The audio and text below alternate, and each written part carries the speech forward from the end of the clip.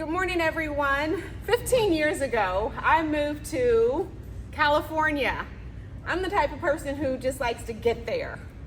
Well, my mother decided that instead of us just getting there, even though I was in my 30s, she thought that she needed to make sure her daughter was safe getting out to California, and decided, if you wait until I wrap up my work, we'll go together.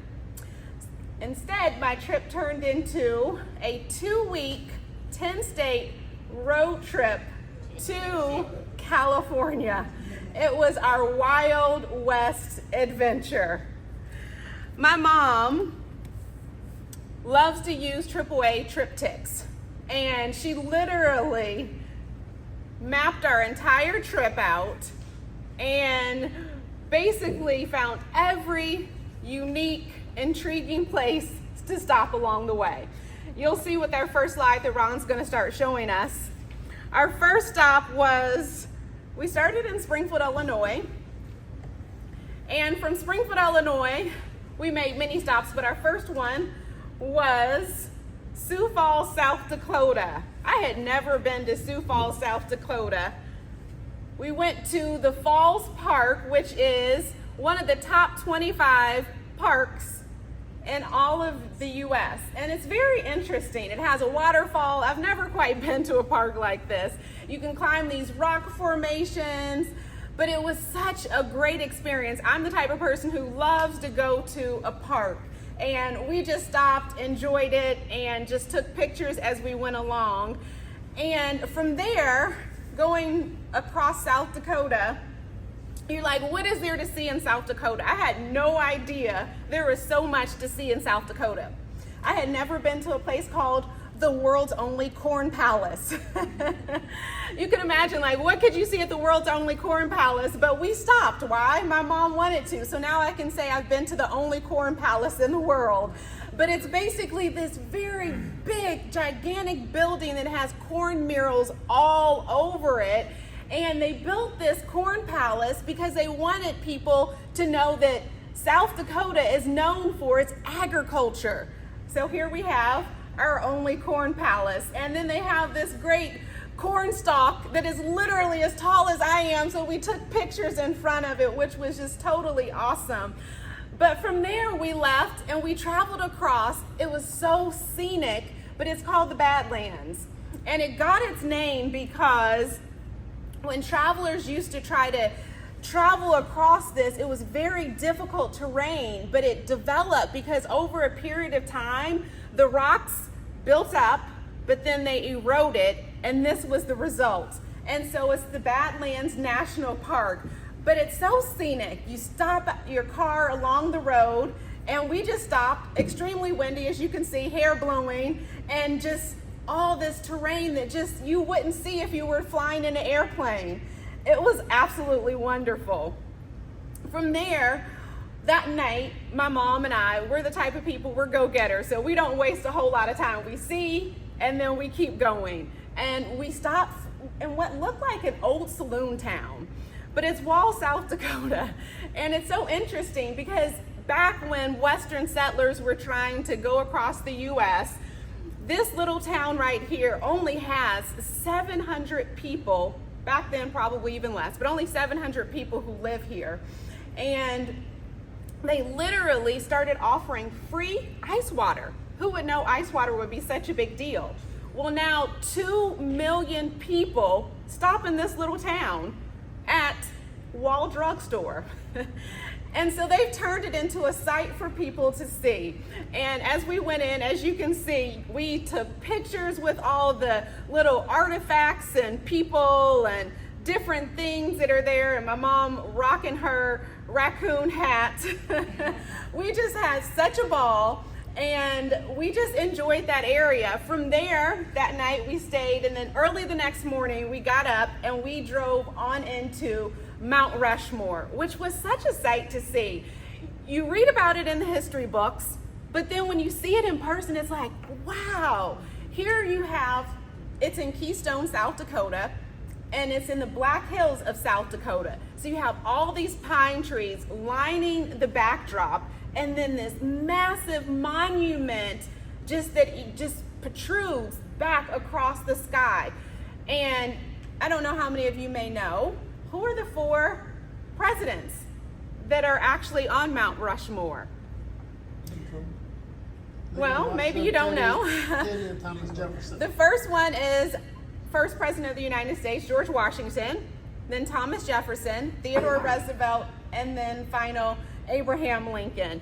But it's such a wonderful site. They've really set it up where you can actually, they have flags that line the walkway, and you can walk up to, not all the way to Mount Rushmore, but they've built a stairway where you can walk up the mountain to be able to get a closer view. But we really just enjoyed, it was such a picturesque area to see. But because we were so adventurous, we didn't spend too much time. We spent enough time to enjoy it, but we were on to the next destination. Very close to there is Crazy Horse Monument, which is actually bigger than Mount Rushmore. And Crazy Horse, for those who may not know, he was an Indian chief, and he's known for Battle of Little Bighorn and Custer's Last Stand. So he defeated the U.S. troops, and 200 of them, and the Lieutenant Colonel George Armstrong Custer, and that's how he became famous. And so they built this monument that, because it's not funded by the government, it hasn't been finished 75 years later, but this is what it's supposed to look like. He just became famous and from that particular battle, and they built this, as I mentioned, and it's very close to Mount Rushmore. But we left from there because on down the road there is Custer State Park. And Custer State Park, it is such an adventure. You literally, as you're driving down the road, you have wildlife everywhere. And as we're going, we encounter some donkeys, wild donkeys that literally are just stopped grazing the landscape, and the cars pull off. My mom was a little bit apprehensive about getting out, so I was like, Mom, let's get out. She's like, Aleesha. I'm like, no, Mom, let's get out. So we got out. So of course I had to, go meet the donkeys. They seemed friendly. So it was like, hey, eventually, as you can see, my mom was like, whoa, I don't know about this, Aleesha. And I'm like, oh, Mom, come on, this is our Wild West adventure. And so we stopped and had an opportunity to see the donkeys and truly enjoy this area. But going through Custer State Park is Needles Highway. It's a 14-mile stretch that winds and twirls, and it breaks down to one lane in certain portions. But to literally get through the mountain, they had to go through the granite. And along the horizon, it's called Needles Highway because it literally looks like needles that are sticking out of the actual mountain. And it's just so picturesque, as you can see. Very beautiful scenery. And we stopped to be able to take it all in and observe it and see the lake that they had, and then to even pull off, take some pictures, and then to be able to actually drive through the one-lane tunnel that they have. They have a few of these up there on Needles Highway. Now, I will say this, the trip had a lot of memorable experiences, but the most memorable, I have to probably say, was from there we left going to Yellowstone National Park. And Yellowstone, there's a few ways that you can get into Yellowstone. One of the ways is the Beartooth Highway, and it is actually one of the most dangerous roads that you can take. It's 11,000 feet above sea level. You go up 5,000 feet, and it's 1,000 feet above the trees. And you can only drive 15 miles per hour, and there's no divider. You're going up the mountain, someone's coming down the mountain, there's no divider, and it's literally just a drop off. So I'm driving, and my mom's like, Aleesha, keep your eyes on the road, don't look, just drive. But it was so beautiful. But Charles Kuralt, the former CBS correspondent, dubbed it the most scenic, drive in the U.S., and you'll see why.